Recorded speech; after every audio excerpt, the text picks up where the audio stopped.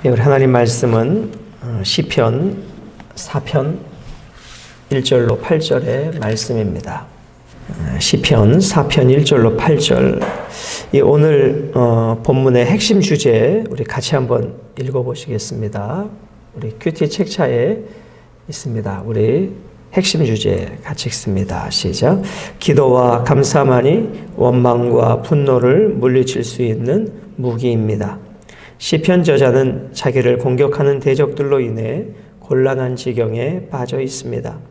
대적하는 사람들은 그의 영광을 모욕하고 거짓을 꾸며 그의 명예를 훼손시킵니다. 우리는 하나님께서 우리가 당하는 어려움까지도 합력하여 선을 이루실 것을 믿어야 합니다. 이 믿음을 가지고 기도와 감사를 선택해야 합니다.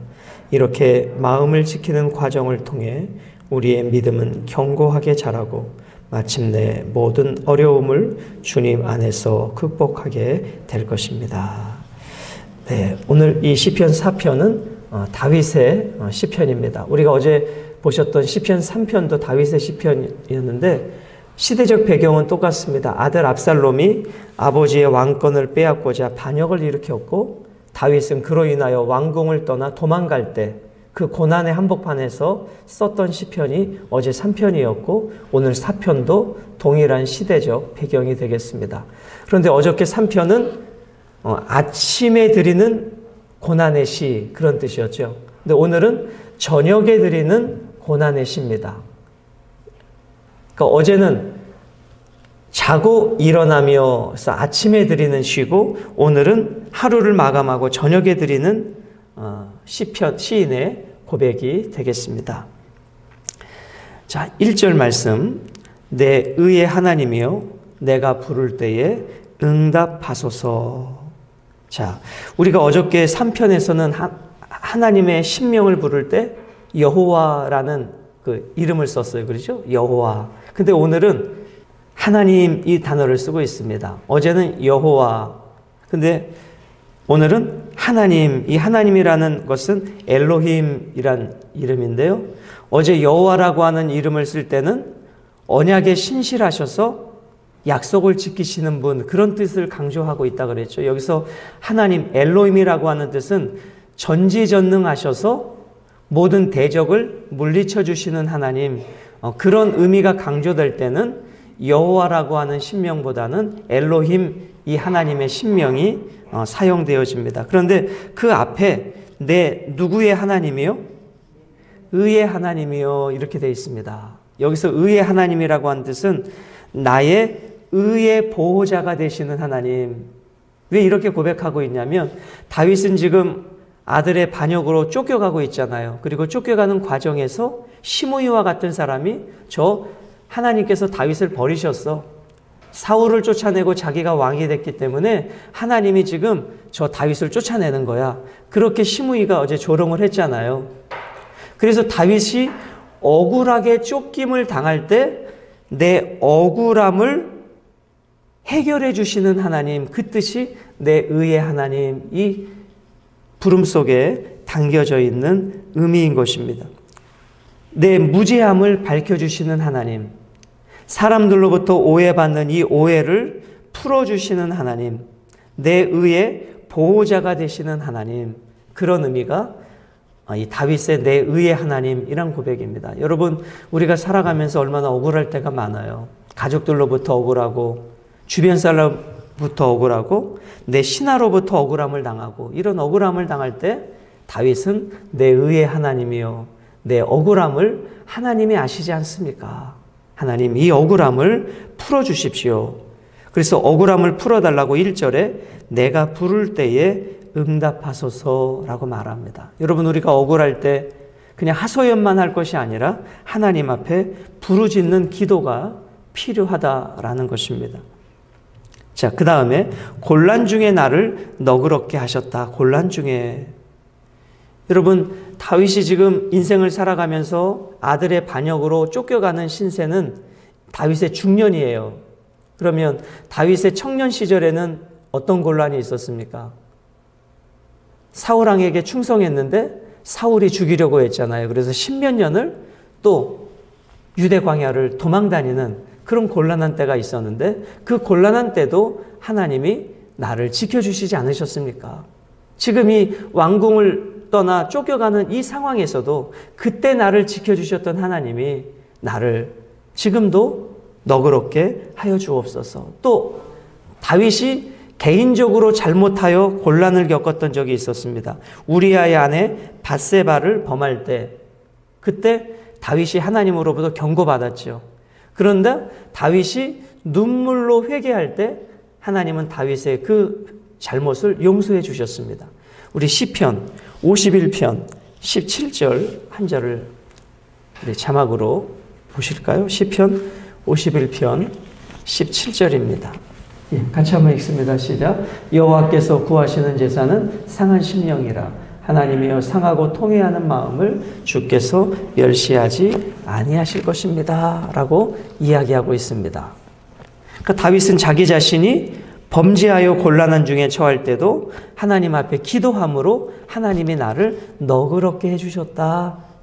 그때 과거를 그렇게 회상하면서 지금 나의 이 억울함을, 이 곤란함을 하나님 그때처럼 해결해 주십시오. 라고 다윗이 고백하고 있는 고통 상황에서 드리는 기도인 것입니다. 내게 은혜를 베푸사 나의 기도를 들으소서. 자, 은혜에다가 한번 밑줄을 그어 보실래요? 여러분, 우리 인생은 이 은혜가 없으면 안 됩니다. 오늘 다윗이 잘 나갈 때도 고난 중에 있을 때도 결국은 은혜였다. 여러분과 저도 마찬가지입니다. 고난에 있을 때도 은혜가 필요하고 잘 나갈 때도 은혜가 필요하고 우리의 모든 상황은 하나님의 은혜가 아니면 결국은 안 된다. 내가 아무리 잘 나갈 것 같고 잘 될 것 같아도 하나님이 막아버리시면 아무것도 할 수 없는 것이 우리의 인생임을 깨닫습니다. 다윗도 그것을 고백하고 있는 거예요.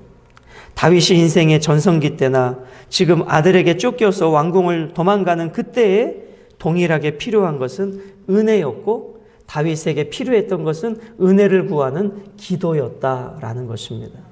나의 기도를 들어주소서. 2절 말씀 보십니다. 인생들아 어느 때까지 나의 영광을 바꾸어 욕되게 하며 헛된 일을 좋아하고 거짓을 구하려는가. 여기서 인생들은 다윗을 조롱하는 자들, 압살롬의 편에 서서 반역에 가담했던 자들, 그들은 누구였습니까? 다윗과 가장 가까운 자들이었습니다. 그들이 반역자의 편에 섰다는 것이죠. 그래서 여기 인생들아라고 하는 뜻은 좀 원어에 가깝게 풀어보면 사람의 아들들아 그런 뜻입니다. 자, 왜 이 의미가 중요하냐면 사람의 아들들은 한계가 있는 존재예요.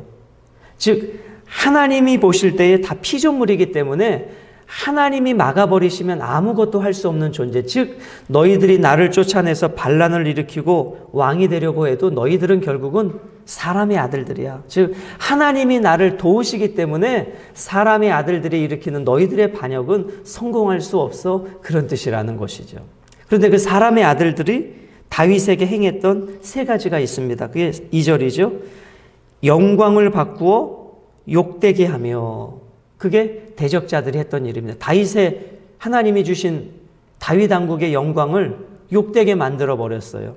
그리고 어떻게 했어요? 헛된 일을 좋아해요. 즉 압살롬과 그 반역편의 선 자들이 어떤 일이라는 거예요? 결국은 그들의 모든 일이 헛된 일이라는 거예요. 지금은 다윗이 쫓겨가는 신세가 있고 그들이 반란에 성공한 것 같지만 결국 너희들이 하는 일은 헛된 일이야. 그렇게 다윗은 도망다니는 신세 속에 이야기하고 있습니다. 그리고 세 번째로 너희들이 지금 퍼뜨리는 말은 다 거짓말이야. 하나님은 나를 안 버리셨어. 하나님은 끝까지 나를 도와주실 거야. 지금 내가 쫓겨가고 있어도 하나님이 나를 버리신 게 아니야. 이것이 다윗이 고백했던 그 고통의 상황에서 드리는 세 가지 기도의 내용이었습니다. 3절입니다. 여호와께서 자기를 위하여 경건한 자를 택하신 줄 너희가 알지어다. 자, 이 말씀이 참 귀한 말씀인데요. 여호와께서 누구를 위하여? 자기를 위하여. 자기는 여호와 하나님이시죠. 여호와께서 여호와를 위하여 누구를 택하셨다?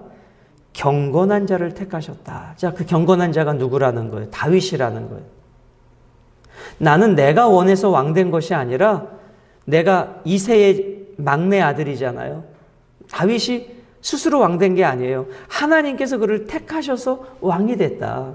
그런데 너희가 하나님이 택하셔서 왕이 된 내 왕권을 강제로 빼앗는다고 될 것 같으냐? 안 된다는 것입니다. 왜냐하면 내가 왕된 것은 내가 원해서 내가 선택해서 된 것이 아니라 하나님께서 지명하여 나를 왕으로 세우셨기 때문에 하나님이 나를 끝까지 지켜주실 거다.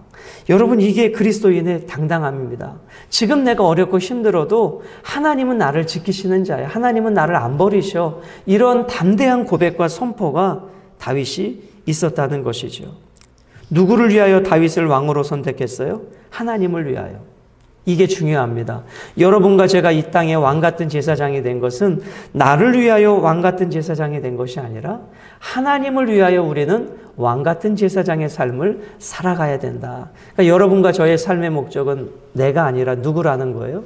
하나님이시라는 거예요. 그 속에 담겨진 의미는 그렇기 때문에 어떤 상황에서도 나는 망할 수 없어. 그런 신앙의 확신이 담겨져 있다는 것입니다. 여호와께서 자기를 위하여 경건한 자를 택하셨다. 경건한 자. 자, 그럼 여기에서 세상은 누구를 택해요?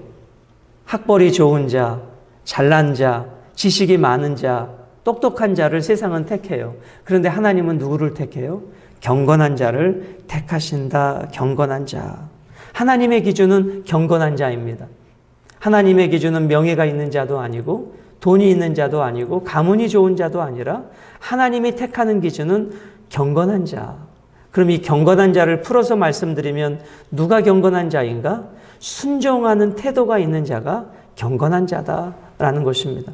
즉 하나님은 순종하는 자를 통해서 하나님의 일을 행하신다. 그래서 여러분과 저의 태도가 능력이 아니라 태도가 중요합니다. 세상은 능력을 봅니다. 저 사람이 어떤 능력이 있는가?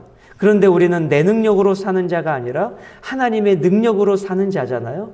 그렇기 때문에 우리에게 중요한 것은 능력이 아니라 태도입니다. 하나님이 말씀하실 때 그 말씀에 대한 태도. 그런데 우리는 자꾸 세상적 기준으로 내가 그것을 할 수 있는가 없는가 자꾸 자기의 능력을 생각을 해요. 그것은 이 세상의 이성적 기준이죠. 내가 그것을 할 수 있는가 없는가. 세상에 보는 사람의 기준이에요. 그런데 하나님이 보시는 기준은 나의 말씀에 너의 태도가 어떠하느냐. 그래서 우리 그리스도인은 태도가 능력이에요. 이 부분이 중요합니다. 세상은 지식이 능력이고 학벌이 능력이고 돈이 능력이에요. 그런데 그리스도인에게는 태도가 능력이에요. 하나님은 그 태도가 좋은 자들을 통해서 하나님의 일을 행하신다.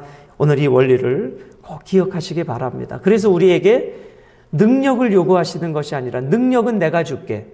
내게 능력 주시는 자 안에서 모든 것을 할 수 있어. 능력은 내가 줄게. 너는 태도를 갖춰. 이것이 하나님과 우리와의 관계입니다. 내가 그를 부를 때에 여호와께서 들으시리로다. 지금 시인은 계속해서 하나님과 자기와의 관계 속에서 하나님을 신뢰하는 고백을 계속 드리고 있습니다. 자, 4절입니다. 너희는 떨며 범죄하지 말지어다. 자리에 누워 심중에 말하고 잠잠할지어다. 자, 너희는 떨며 범죄하지 말지어다. 여기서 떨며라고 하는 단어에 담겨진 의미는 너희는 분노하지 말고 이런 뜻입니다. 너희는 분노하여 범죄하지 마라.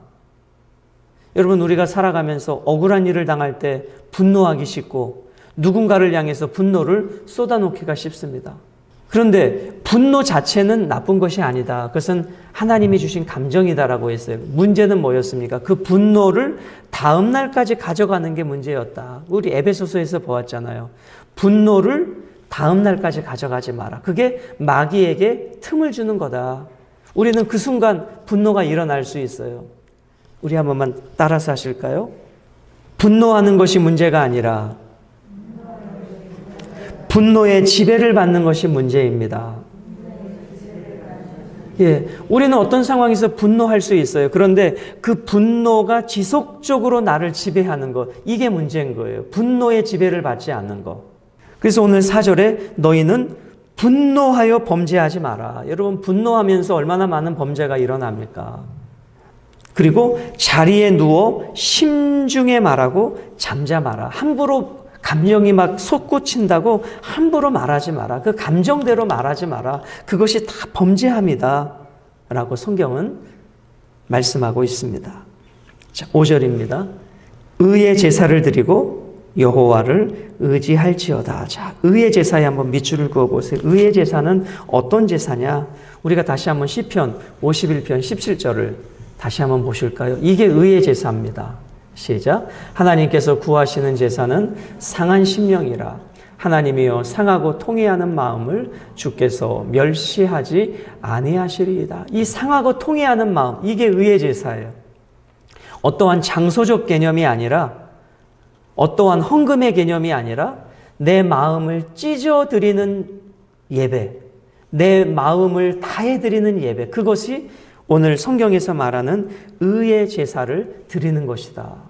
그래서 우리의 모든 예배는 의의 제사가 돼야 돼요. 모든 예배에 우리의 마음을 찢어드리는 예배가 되어야 한다라는 것입니다.